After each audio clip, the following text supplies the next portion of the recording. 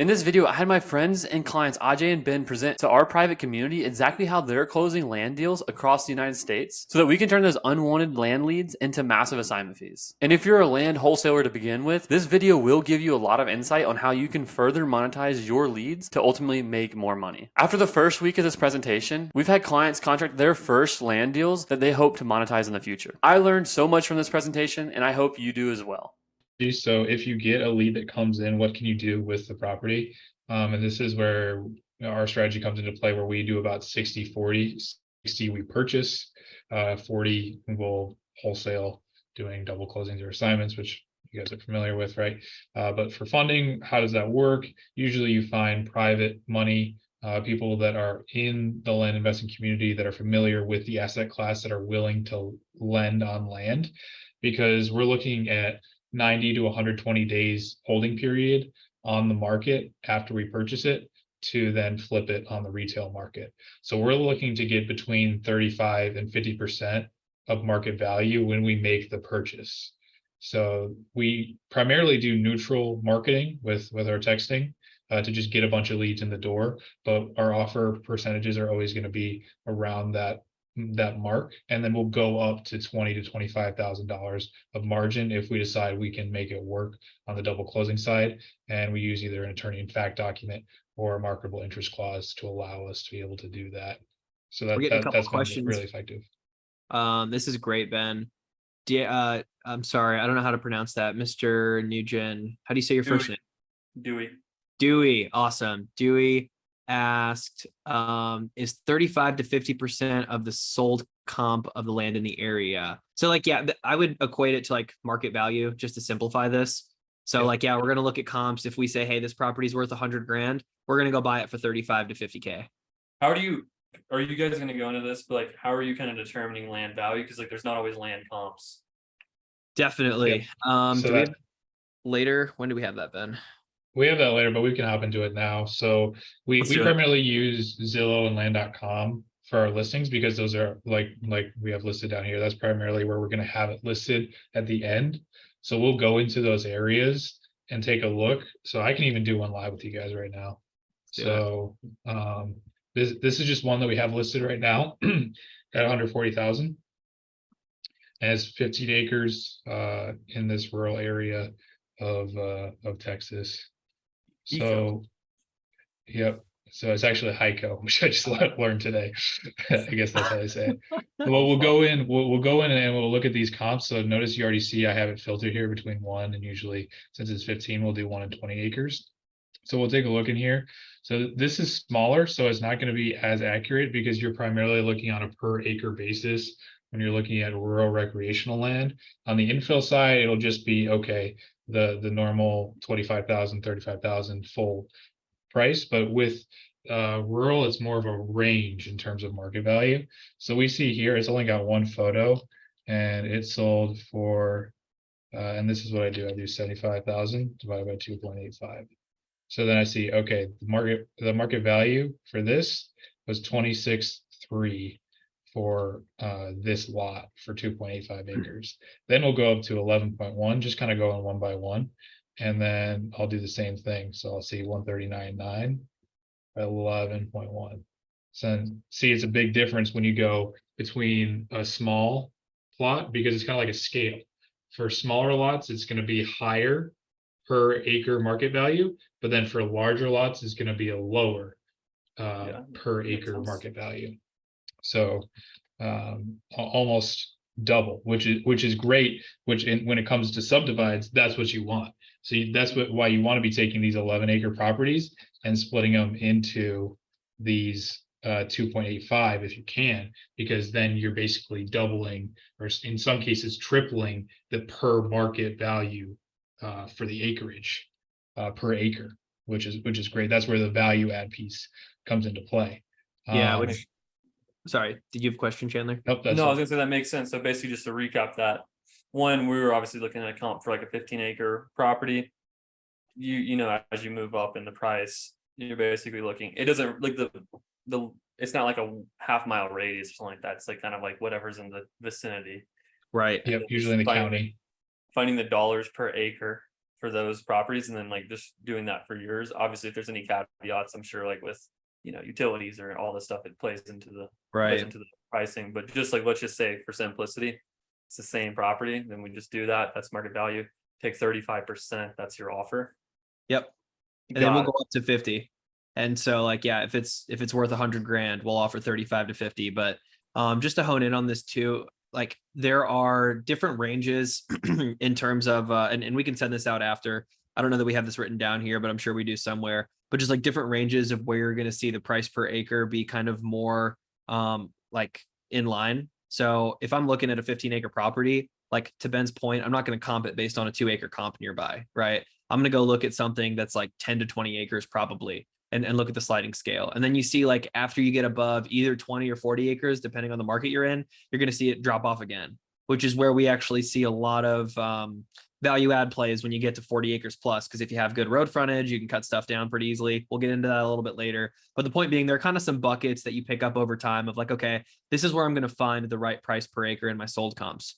Now, another thing worth noting is just like, guys, there's so much less data with land. I think somebody asked of like, what do you do if you can't find more comps?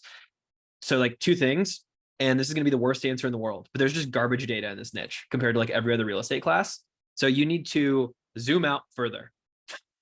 So like instead of going citywide, instead of going zip code, you got to go countywide a lot of times, right? Now you got to be mindful of things like school zones, like utilities, proximity to city, right? So there's like some variables you want to be mindful of as you're evaluating things, but effectively, the information's there. You just have to know the data is going to be a little sloppier. So you'll zoom out more and you go further back on your date ranges.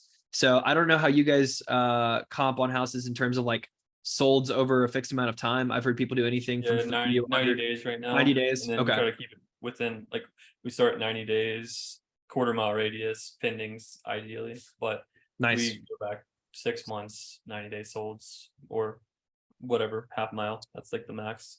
Yeah, so like if we did that in land, we would never find and so it's like pretty okay to do like a big like county.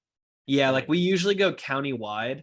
Or you always start with county-wide. It's funny, like start wide, and then if you have enough data, you'll then zoom in. It's really funny. You kind of go backwards, but you'll start county-wide, and then zoom into like the local cities as you see fit. But you'll go further back in time too. So like 6 months is like a stretch for houses is what I understand. Whereas for us, it's like the baseline.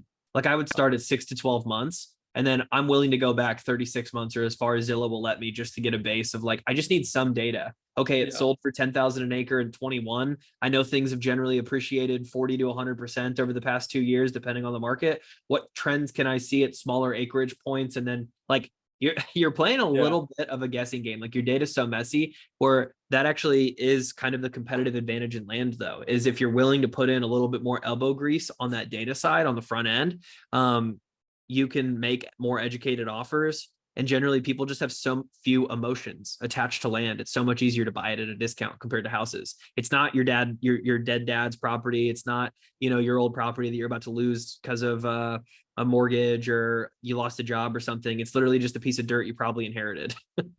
Yep. Makes total sense. Okay, yep. Cool. And then so basically I'll in here. Okay. One other, did you have something to say, Ben, out of that? Yeah, I was just gonna hop in here to add to this. So you can also go to landwatch.com, which is a really helpful tool to kind of see if there's demand for your land. So say you get a lead I know you guys are doing Atlanta. In Arkansas, baby. So say you're looking at like 0.5 acre lot, or let's just do 1 acre lot in the Atlanta area. You can see how many have sold in like the last I think it's 12 to 24 months, right, Ajay, on this? It depends. Landwatch is a little clunky. So your data is not great in here. For some context to CoStar, the same company that owns like LoopNet, Buy, Biz, Sell, they're who own the land.com network. So Landwatch, land.com, and that whole sphere. So, their job is they're really good at search. So they invest a ton of money in Google. They invest a bunch of money in search. Same thing they do with LoopNet, same thing they do with all their stuff. But this allows you to get really good search traffic if people are searching like land for sale in Atlanta, Georgia. Regarding the date though, it really just depends, Ben. I'm sorry. I don't have a correct Yeah, answer. no, it's good. But I'll this is a really typically good sort tool by on like, newest. yeah, it's really good on like the macro side, just for seeing what all is available in your specific type of property. So this is a good So this is like resource to good for looking use. at like active competition, land watch. Yeah, and honestly, it's less competition and more so just making sure people are buying land, which Like again shit's is like, moving. yeah, you want to make sure there's demand on the other side. So like that was a big thing with this niche up until basically the COVID boom of real estate, where back like I know investors that were in this from 2014 through 2019, and it's so easy to acquire properties, but selling them, you'd be sitting on stuff for 6 to 12 months a lot of times because there's just like the demand just depends. It's pretty common for people to actually own or finance a lot of properties in this space because so few banks will lend on land. So as soon as you start getting over like 100 grand, you either need to start offering owner financing or cater to an expensive audience, which is where we like doing Texas ranches because you got all that Dallas, Houston, Austin, San Antonio money and all the California money that just came in. So you have a bunch of cash buyers and stuff. But all that being said, you're assessing demand a little bit more than you are competition, to be honest. That makes okay, so that makes sense. So that kind of answers Berto's question on why it's 90 to 120 days, just because generally speaking, I mean, you could probably look at the comps and see how long they're on the market, and generally Exactly. speaking, it's going to be 90 to 120 days before they sell. So I assume that's what it is. And then just to like recap, so I understand, and if anyone else is probably thinking the same way, is you guys basically go to Zillow, look at the county 6 months back, see what's going, obviously change your time periods and whatever according to how much properties have sold, if you need to zoom in or if you need to go back in time. Find a market value. Then once we find the market value, you're going to move to land watch to just confirm there's demand and properties moving, properties are selling, that you're like the asset you're selling is selling, right?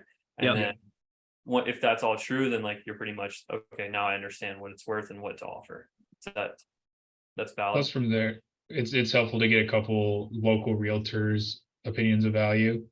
So if you just reach out to them for a couple CMAs, they'll give you an idea. It's also helpful just to ask them because they can tell you things that you're not looking out for. Just like there's a lot in HICO, the realtors are like, okay, what's the cost to drill a well? Well, I wouldn't have known that as being different from some other town in Texas, but apparently that's a big factor in terms of value. So those realtors will really be able to help you out, especially if they're land specialized agents, to help you out and Do you figure out the just go through these valuation. agents or what? I'm sorry, what was the question? Do you just go through the agents or do you just like talk to them? It really depends. So like if we're calling them, we're probably going to dispo through them. Like we don't like just like wasting a bunch of people's time. So like a lot of what we do is like when we go through our first round of due diligence, we'll make a quick offer based on like back of the hand math of like basically what Ben did of, okay, let's look through these comps, spend no more than 15 minutes getting like an average price per acre, go offer 35 to 50% on that. If it seems like we're in the ballpark, get it under contract, and then we do a lot more extensive due diligence where we're like running through comps again. And then we're usually going to call realtors if we're going to buy. We like dispoing through realtors because like there's some limitations with some flat fee MLS where we're getting better at doing more attorney in fact work, thanks to our friend Chandler. And so we're actually we're getting more attorney in fact signed and actually listing with local realtors now on the dispo side. So it's not something we've done with every listing, but we're doing it more and more. And we just find outsourcing the dispo side of this is super nice. Because, again, with land, like people, here's a big distinction that I don't think we have this on here yet. But with our sellers, it is so much less about finding motivation. So like with you guys, there's like, oh, what's the pain? What's the motivator? Why do they need this sold? Like that doesn't really exist in land. For us, it's desired end state. What's their goal? What would they do if I wrote them a $20,000 check? Right. So to speak Tony Robbins, he talks about how you either run from pain or run towards pleasure. Our sellers are typically running towards pleasure, which is a worse motivator than running from pain. I'll tell you guys, like if somebody's foot's on fire, they're going to, act a little bit faster than they will if they just like might go to Disney World. Right? So they're just like slightly different energies, but like that's the game we're playing. And so because of that, the reason I'm queuing this up is your sellers will be pretty flexible on terms. I know people that buy on owner financing. I know people that like we're toying with getting between 90 and 120, or excuse me, 90 and 180 days on our contracts pretty often now. So 90 is almost like the de facto. And if people need 30, that's when we have to go with our buy price, right? Of, hey, we can only pay 50% of market value then. We don't obviously tell them, hey, we can only offer 50% of market value. It's, hey, we can only offer 50 grand, right? But and then we go through the talk track of needing to double close if they want more money, of like, oh, well, we actually do have the ability to, offer you more money if you're interested in hearing about it. Oh yeah, of course.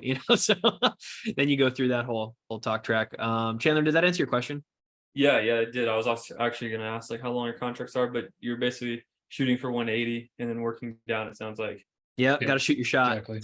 Cool. So you're shooting for 180, trying to, you can do the MLS strategy if possible. And if they obviously, do you guys start offering like, it sounds like this is right, but you start offering like just a low cash offer, obviously trying to still get them MLS and then just negotiate down depending on what the price is. It's the same like negotiation strategy basically. Yep, exactly. Okay, that's like super easy. Also, guys, if you guys need some, I'm kind of talking as if I'm you. If you guys need clarity on anything I'm saying, then like chime in. I know we had a couple other questions. Josh, Dewey basically said he would love to partner with these guys. So obviously, like we'll share your information, whatever y'all need. And then Josh asked, is Texas your only main market, or like how do you guys do? What markets are you in? Yeah, so Ben and I, man, we used to just do deals in Florida, funny enough, for like a long time. And then funny enough, I said competition doesn't matter, but we were doing a lot of like infill lots in Florida, and a ton of house wholesalers came into the scene. And with land, like again, the margins aren't that big. So like if you're flipping a $30,000 lot and then all of a sudden you're assigning it to builders, your margins get compressed. And that's how business works, right? Like the more competition that comes in, the business doesn't cease to exist. Margins just get compressed, and there's always room for excellent business, right? And so I just found myself like, we were talking and it was like, oh my God, we're fighting for $3,000 to $6,000 assignment fees. Where alternatively, like we've got a 15-acre lot in East Texas right now. We just bought for 50 grand. We've already gotten an offer for 120 on it. And it's like, okay, I don't want to go fight for a $3,000 assignment fee when I can make 70 grand on a flip, right? And so anyways, bringing that back to say, we were in Florida exclusively for a while. We've branched out of that and then started testing different markets. So we've done deals in Alabama, Oklahoma, Texas, Colorado, Arizona. We spend the most of our time these days, I would say, Texas. We got back into Florida on the north side though, doing more rural stuff. And we've like toyed with Bama, Georgia. We're testing out some Arkansas right now. We tested Louisiana a little bit. So I bring that all up to say, guys, there's so much less data with land. It is a little bit more difficult to be specialized if you work through either SMS or cold calling. There's just like only 33 million parcels of land in the US, which sounds like a lot. And like it is, don't get me wrong. But like you guys have access to like 600,000 homes in like one city. Whereas we've got access to like 4,000 lots in a county sometimes that meet our criteria. And so you can just imagine you've kind of got to build up your list. I'm sorry, what was that? No, I think he just didn't mute. Oh, so we just have so much less data to work with. So we do a lot of business in Texas. We flipped a lot of lots. We like doing value add strategies down there, but basically the strategy works anywhere as long as there's demand. This is kind of what I'm hearing. Yeah, that's correct. Thank you. Sweet. Exactly. Sweet. So obviously this video has a lot of value, but it's obviously from our private community. So I do want to say, if you're looking to scale your wholesale business to 100K per month, but you're currently stuck, my team will come in and give you a free diagnosis of exactly what's holding your business back from growth. And we'll basically just show you exactly how we've solved that problem in the past by giving you a custom scaling blueprint for your business. So if this even remotely interests you at all, just click the link down below and book a call with my team so that we can get you that free blueprint. And back to the video. Do you guys have a LoopNet account to do this? Dewey asked. So it's specifically like a land.com account. Short answer is yes. A lot of people will actually like sublease spots from other investors because you get locked into like a 12-month contract, X dollar per slot for, X amount of time. So you need an account to list with them, or you can sublease somebody else's slot, basically. Sweet. And then does listing on the MLS like automatically post on land.com, just like how it automatically posts from the MLS to Zillow for SFRs? Yes. Yeah, it all works the same as long as like you're working with the right flat fee providers. Okay, so you have to use basically either use an agent who knows how to make that automated, like go on land.com, or use a flat fee provider. Got it. Yep, exactly. I'm assuming like there's probably some big advantages to finding good listing agents who work with land. or would you guys recommend flat fee for someone? Yeah, so actually, I'm sorry. I realized I answered this question incorrectly. I read it wrong. Land.com is not linked to the MLS. So you'll actually find stuff on land.com that's not on the MLS, and you'll find stuff that's on the MLS that's not on land.com. So to your question, yes, huge advantages with working with realtors in the sense that a lot of time they have their own buyers list from people that have like come through them over time. Like I'll tell you guys, before Ben and I joined forces, one of my big first deals, I bought a property. It was 113 acres in rural Wisconsin for $110,000.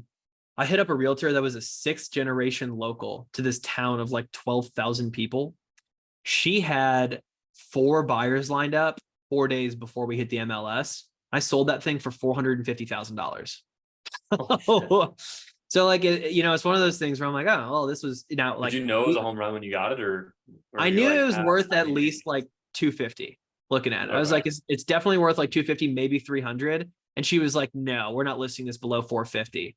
And then she like shopped it around to a few friends and it literally flew off the shelf all cash. Now that was like October 21. So, the market was just what the market was then. It was good timing, but local realtors that know people that are like buying the asset class you're looking for are worth their weight in gold. Yeah, that's sick. And then in terms of finding those agents, so what I do is I just go through all these listings and I just look at the realtor and I just text all these people literally for the past 12 to 18 months.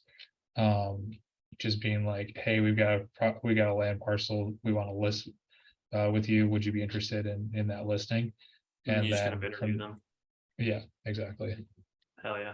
That's dope. That makes total sense. I mean, that's definitely good. Sweet. Any other questions, right? Where we're at right now?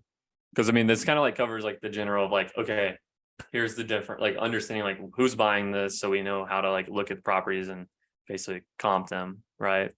And then I'm sure you guys are probably gonna get into like more some advanced stuff, just looking at the notes here, like taking 10 acres down to 1 acre, so splits and all that kind of shit. So I'll let you guys keep going. This is really valuable. So sweet.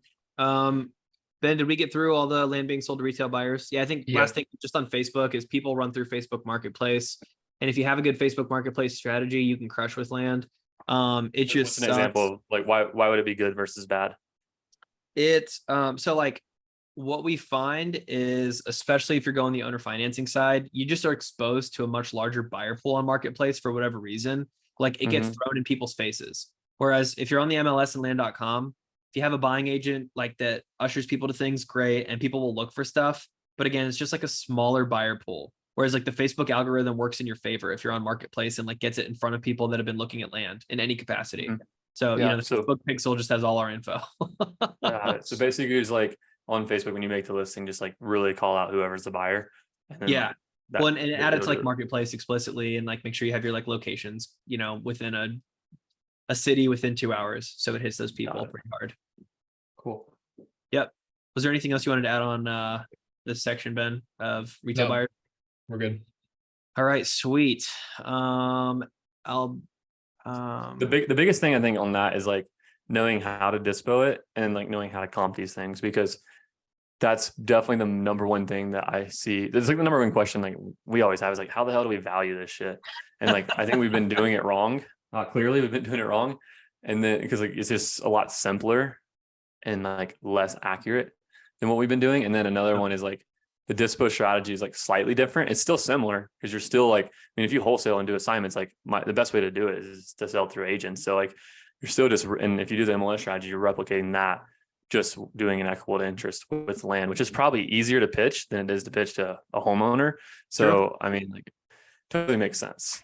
The biggest caveat is just like knowing how long it's going to list and knowing that it's 180 days, not fucking 30, like we probably tell every seller. So exactly. And like, one big thing too with like that timeline is a lot of times we will tell our sellers like, hey, look, like, yeah, we're going to leverage the MLS, right? But also like we need to do our due diligence on the lot.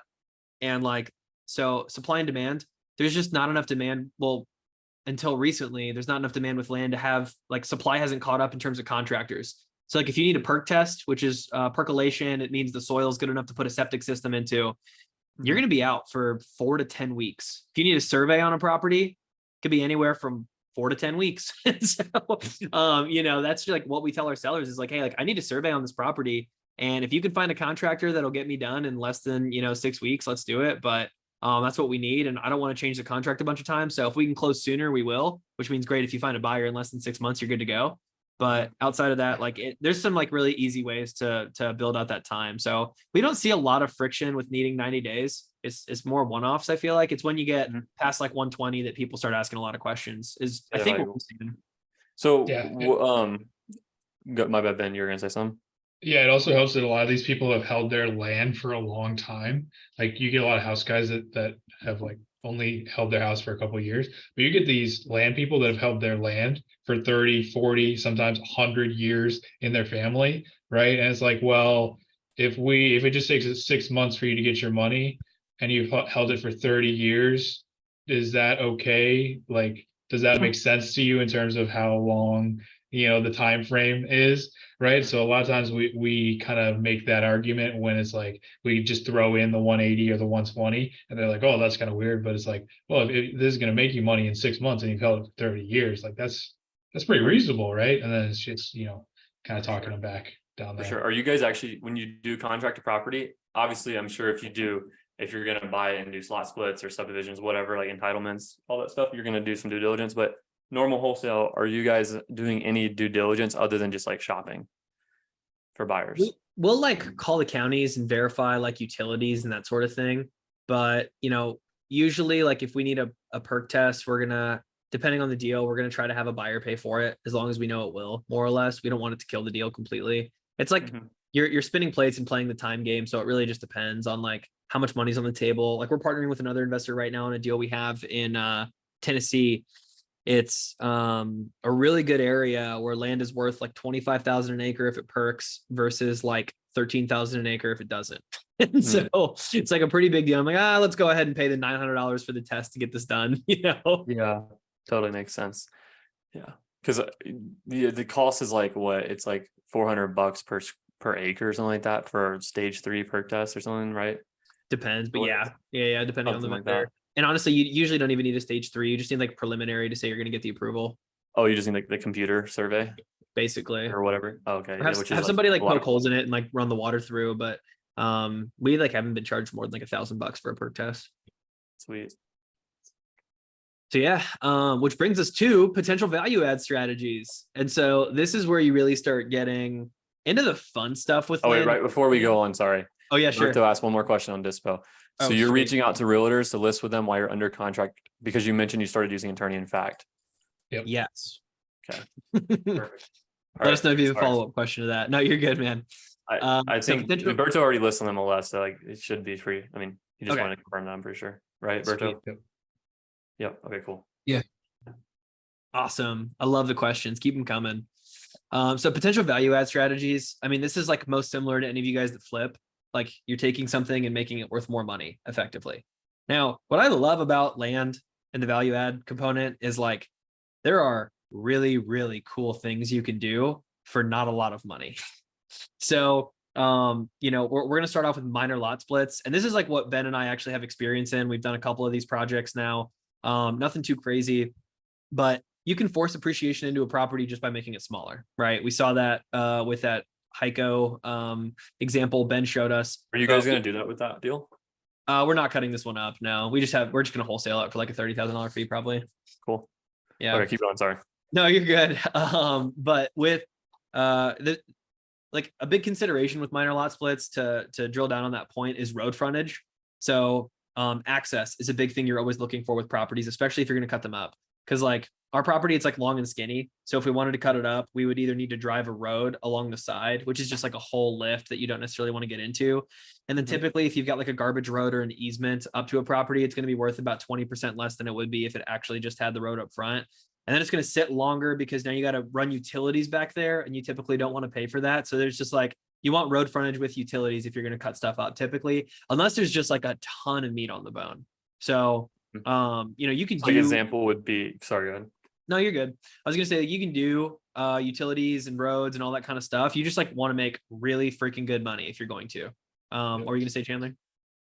I was gonna, well, one, I would define, how would you define really freaking good money? And then two, I mean, obviously it's just gonna be a return on what risk you're Yeah. taking and like what you're comfortable with. But when you say road frontage, because like I've heard this so many times, but like, and I understand like what you mean. Like it's like a small road frontage and like a long property. So like you'd have just Yeah. like 3 really fucking long things based on the zoning, right? Yep. And how do you decide, like, you just, I assume you just, yeah, go ahead and tell me, how do you decide if you should split it or not based on the frontage you have? Yeah. So first, like rule of thumb, if you're doing like rural-ish properties, especially, you want about 350 feet of road frontage. Okay. So that's how much it feels for people to feel like they have a decently wide lot. If you go skinnier than that, it starts to get kind of skinny. Again, unless you're doing like infill, right? So if you're doing like 1 acre lots, you can probably go a little bit smaller than that. But if you're doing like a 10 acre ranchette, people don't like stuff skinnier than like 350, maybe 300 feet wide. So that's consideration number one. Like we've submitted 2 offers on the stupid property, and it's not stupid, but this property in Texas, about 30 minutes from Waco, and it's super frustrating because it's got road frontage on 2 sides, and the one side has about 1,200 feet of road frontage, the other side has 1,700, and so I'm like, great, cut it up on the long side, of course, and we can get way more lots out of it. Well, fast forward and there's only water on the short side. So now we have to cut it up different. It brings the value down just a little bit, but that's just like how the game goes sometimes, so we can offer less on it. But like on that project, I'm guessing we'll get it under contract somewhere between 370 and 400. We'll probably dispo it around 700. So, it's pretty solid spread there. I would consider doing some value add to that. Like I would guess after this year's yield, because it's an active cotton farm, guys, we'd probably throw some grass on it to make it prettier or something, but aside from that, and maybe install water meters because we already have water out on it. But you get some funny stories and some funny things with this. So so okay, so basically you just like make the land nicer because no one wants to build a house on a cotton field. Essentially, or at least it's gonna be like smaller, less eyeballs, right? So this is a marketing game, just like anything else. And to get more eyeballs, you want prettier land. It's like putting paint on a whole tail or fixing the cabinets or some shit. Exactly. Okay. So question on this: when you said that you're cutting up the lot, you're doing all this different stuff, are you looking at like to just kind of determine like how big should you cut the lots up to? Yeah, so what you want to take a look at is the demand in the local area. So if there are these comps are like the size, and sorry, my computer froze for a second. But yeah, so if you can see in the local area that there are like that there are bed splits before. So say you've got a 40 acre and you're looking at making it 410s. Well, you can zoom out a little bit on your GIS and just see, oh, okay, well, here to the northwest, there's 410s. Here to the southwest, there's 310s and 2.5s. Here to the southeast, there's, because the counties are going to see a lot of these similar projects coming through their desk.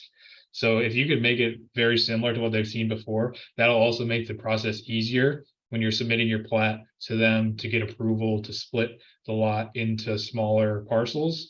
And then also make it better that that there's demand for the end buyer. Because if you make a ton of skinny parcels, like 5 acres, and they're not anywhere in the county, well, there's probably a reason for that, because the people who are developing are just like us, right? They want to be selling it to people who will want to buy it. So that's kind of what we look for when we're figuring out the configuration. Oh, okay, are there similar lots that have been done like this before? Okay, great. Let's go forward and try to figure out how we can do this best configuration.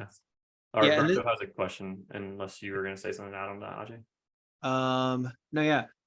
So just real quick before Adalberto's question, just like with minor lot splits, I just want to zoom in on why this is even called a minor lot split versus a major. So this is where you get a huge advantage in certain states, because they have what are called state exemptions on subdivisions. And so like in Texas, for example, and this is the reason we like Texas so much, is you don't actually need an approval to cut anything down to 10 acres or greater. So anytime you've got a property that is 20 plus acres, I can always cut it down in half or to 10 acre ranchettes effectively. And so think about it. You could go find an on-market deal that's 100 acres that's probably trading for like 4,000 an acre, and then go cut it up into a bunch of 10 acre ranchettes, sell it for 10 to 12,000 an acre. And you can see pretty quickly, if you bought a property for 400K and sold it for 1.2 million, you only need to do a couple of those to have a good year. And so Ben and I are starting to dive into the world a little bit more, but this is where you run into like road frontage issues, because you're not just going to find a perfect on-market property priced perfectly that has no floodplains, no wetlands, a ton of road frontage, no considerations. And when you do, you get it under contract within 3 days. Otherwise, somebody else will. Yep.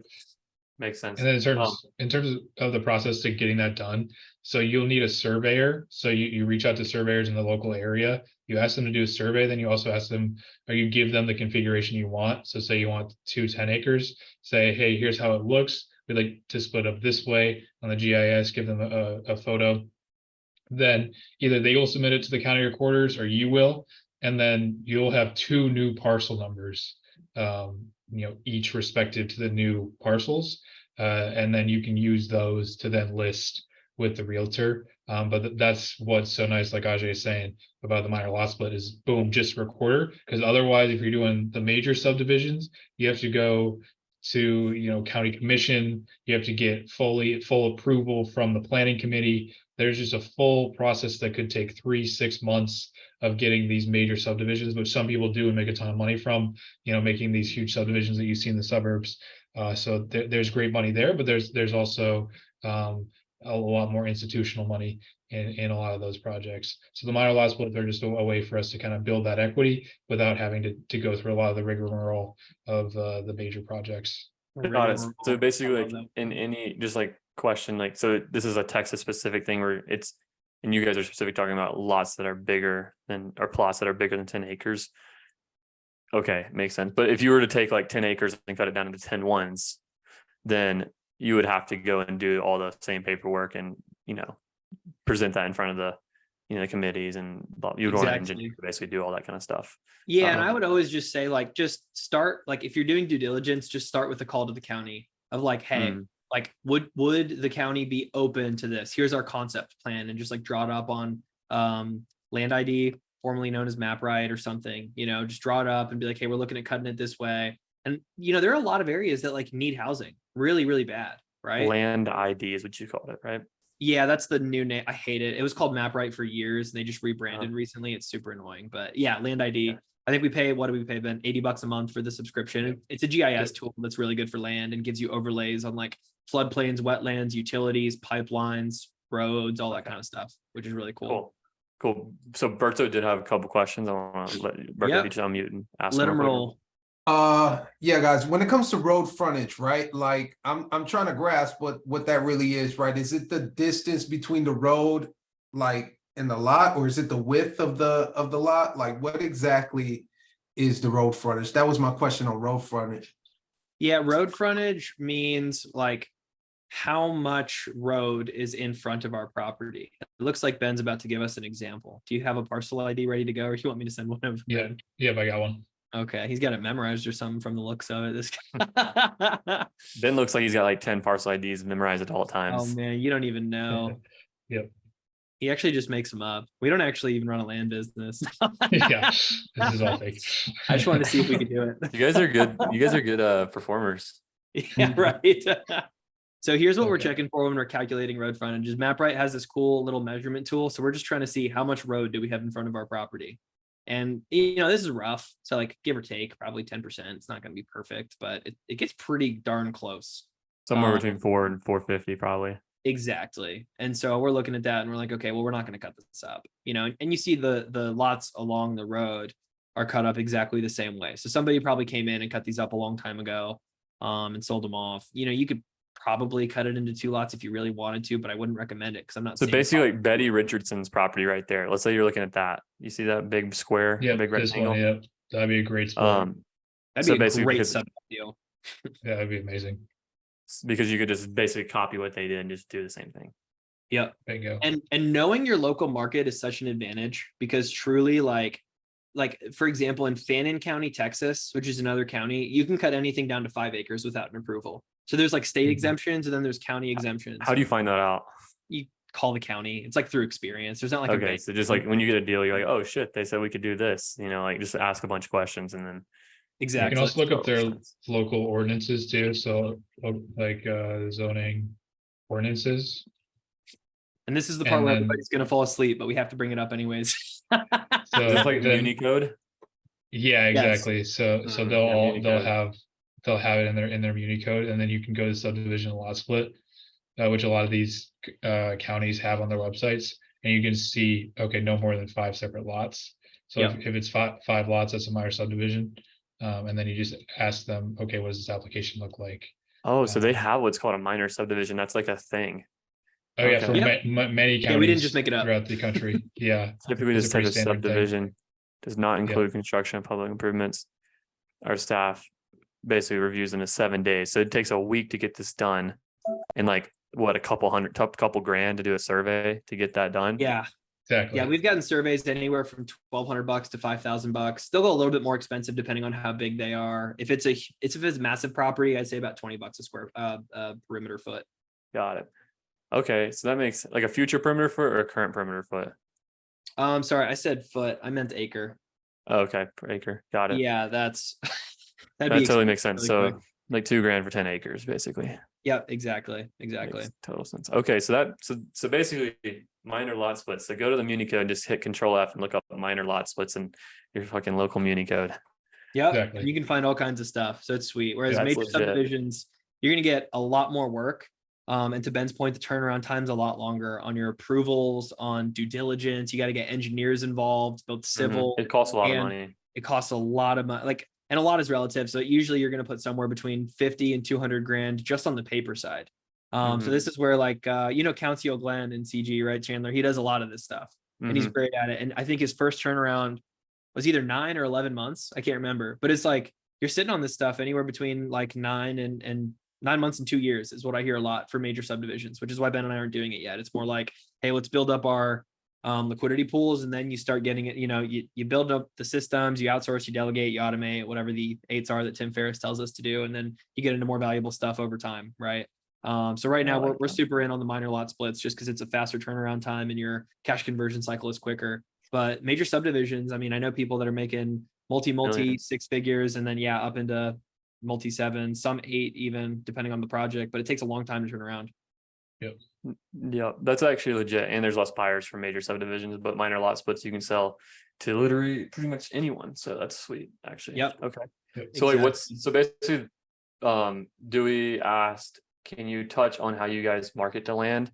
So I want to answer that question in a second, but before we do that, when you see a property, just like recap in like a 1, 2, 3, 4, 5 like step process of like, you see it and you're like, decide just sell it normal or do a lot split.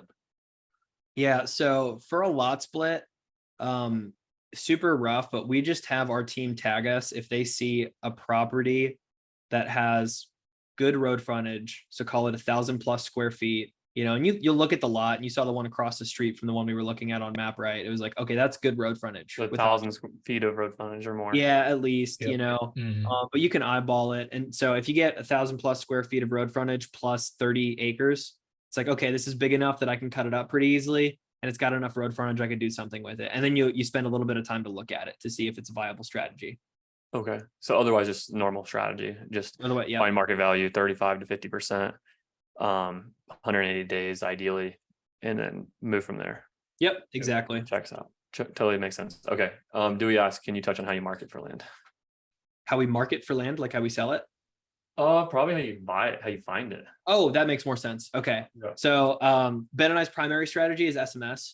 So have you guys heard of launch control? Yeah. So it's we're in launch control. And we just send out a good chunk of text messages, really similar prospecting to you guys, and then have our lead managers go through a slightly more land specific set of questions, essentially to qualify and disqualify properties and then make offers on them.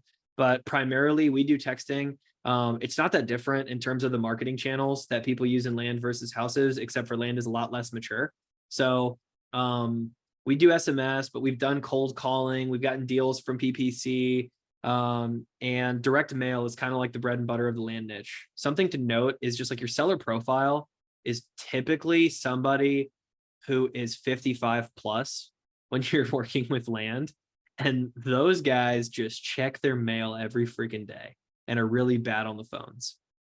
And so it's ironic that our primary strategy is SMS, but it's just so cheap for what we can generate a lead for that it doesn't really matter necessarily. And then in terms of pulling the data, so we use a software called LandVision, and LandVision gives us unlimited data for the year. And we just pull all the vacant parcels in a county and just filter out all the houses based on, building square footage, year built. So we just make sure those are 0. And then we try to market to people that have owned the property for at least 8 years. So we don't want a property that has been transacted in the past 8 years. Because it's more likely that that person wants to hold on to the property.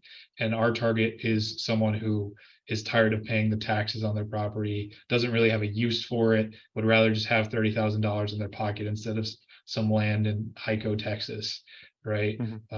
So that's how we pull the data, and then we just upload it through direct skip and then put it in the launch control.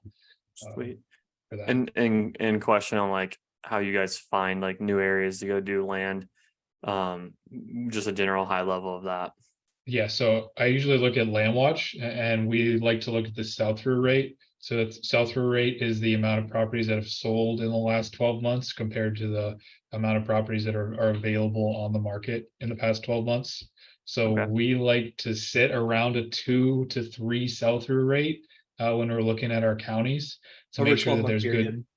Yeah, for a 12-month period, to make sure that there's good demand for those properties to move, because you'll find a lot of areas where it's a 0.25 and a 0.5 sell-through rate, and things just they're just gonna sit on the market. And that's forever. a LandWatch statistic. So it's more of a manual statistic that you have to do, but you can see it through LandWatch. What's the math? So sales divided by listings, or the other way around? Sold divided by available for sale. Okay, and you want it to be 2 to 3. So basically, that means 2 to 3 more sales and listings. That means things are moving quick. So you can see here too, right? So we've got 43 here. 43 sold, 11 listed. Okay, so that would be a 4. That makes sense why you like Hyco. Exactly, because it's a good demand area. So people are always buying and transacting land, especially in the past 12 to 18 months. So you just probably have like a team that just scrapes all the counties and like does this math for you, and then you're like, oh, look at it, and then boom, that's it. You're looking at our team right here. Our right guy Ben. Chandler, I appreciate the respect you have for us. That's what I meant. But okay, that's awesome. Honestly, like for everything you guys went over, like it totally gives at least me a good understanding of how like we can monetize the land. Because I mean, we're probably not going to go and start a land business, but we do have a lot of land that comes through, and understanding just like generally like, here's how we value it, here's how we sell it. It's like not like it's not really much different than what we do for wholesaling. It's just like slightly different mechanisms to get the job done. Exactly. Something I'll add to here is like you can tap into a faster liquidity pool if you get stuff super discounted, right? Which like the logic makes sense in that. But something a lot of land investors do if they just straight up don't have money is like, let's say there's a property that is $100,000 and you get it under contract at 35. Like if I didn't have 35K or didn't want to work with a funder and I just needed 15 grand really quick, I could wholesale that to another investor for 50 grand. Cause like me, Ajay, I'll go buy that at 50 grand all day long. And as long as I get my money back in 6 months, I don't care. Right. And so, if they wanted a quick 15, they're in and out, and I make, 50 over a 6-month period. I mean, that's the game, right? Is like people want quick money. And if you're willing to wait a little bit longer, you can get a higher return effectively. Right. Yeah. And so that's another way that if like you guys didn't want to have to deal with the land side of things and just wanted to like quick flip, tap into any of the land markets. And I'm not saying just like give us all your deals at a super big discount. It's like not what I'm trying to do, as much as just know there are the liquidity pools out there of people that'll buy them if you get them super discounted. Checks out. So just be deeper probably on most everyone's offers and tell the seller it's going to take way longer than you've been telling them. Yeah. Exactly. Sweet. Well, guys, I really appreciate y'all coming on here. This was really good. Definitely be sending this to anyone who has land in their database that they're looking to monetize. So yeah, hopefully you guys are the same. If y'all have any questions for Ajay and Ben, guys, let everyone know where they can find you and ask. But And I'll make sure I get any questions over to y'all as well, but just go ahead and maybe drop your socials or whatever is the best for y'all. Yep, just dropped them all. So those are Ben and I's emails, and I'm on Instagram. Ben is so focused in his work, he's not on socials. So Smart man. yeah, he's the focused one. Sweet. Well, Thanks, you guys, James. appreciate y'all coming. Any last minute questions if anyone wants to open their mics real quick? Or I mean, yeah, I saw that you invest in the lot splits and stuff like that. Any other things that you do when you get a property under contract, like to do like a quick value add while you're in your due diligence, like stuff like that? I would say like the only other things that we personally would ever do is like lot clearing. So you're going to want to go more the novation route if you're going to do this to make sure you're allowed to like change things to the property. But we would like make it pretty by get a bush hog out there, get some old boy with a bush hog to clear the property, maybe do some landscaping. But again, like you're trying to get eyeballs, it's marketing, right? So if you make the property prettier, people might look at it. I know people that have put up fences, cleared lots, put in roads, that sort of thing. Aside from that, though, like I'm not building a shed or putting up a foundation or building a house really quick or anything like that on there, you know? So it's like quick improvements if you can, like typically under 10 grand. Ben, you got something to add? Yeah, and if the owner doesn't already have a survey, sometimes you'll want to get a survey for that property because some buyers will want to request that. But you can also have the buyer pay for it if you want to too. Yeah, a lot of times that's the issues. Sellers don't have the surveys, and I'm wondering if we should invest in them and if people ever do. So thank you. Yeah, it can be Absolutely. fairly cheap for some of those infills too, like a couple $100. So it's usually a pretty good investment. A couple $100, okay. Yep. Mhm. great. All right, gents. Oh, Dewey's got a question. Question. Yeah. How much EMD do you usually put for land? What's that, Dewey? Your mic was out for a second. How much EMD do you usually put for land?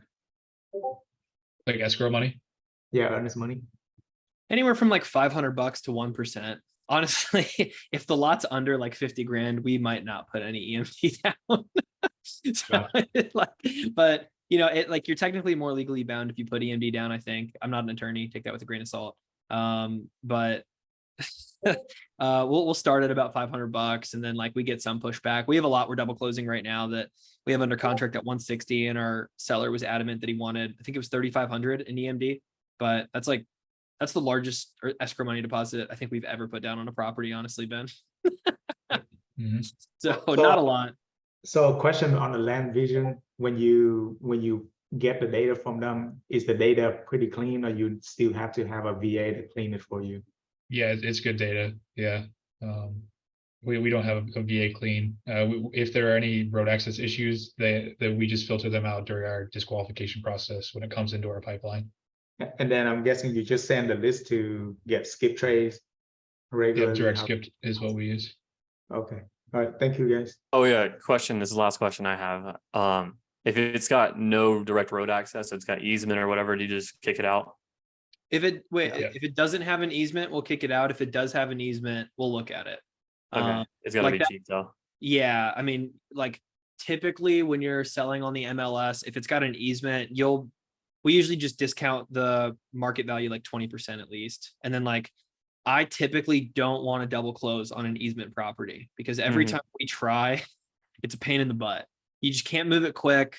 People need to walk on the property. They need extra help for directions. It's just such a pain. And so we flipped properties with easements before, like that big hunting property in Wisconsin. That was an easement property. But hunters will do what they need to do to get to a property. Outside of that, though, easements are a pain in the butt. Sweet. Cool. Well, guys, I appreciate you all. This was awesome. Absolutely. Yeah, guys, email us, hit us up on IG if you have questions. Would love to either just like give you more info or JB on deals, whatever you need. Sweet. All right, guys. Thank you. See y'all.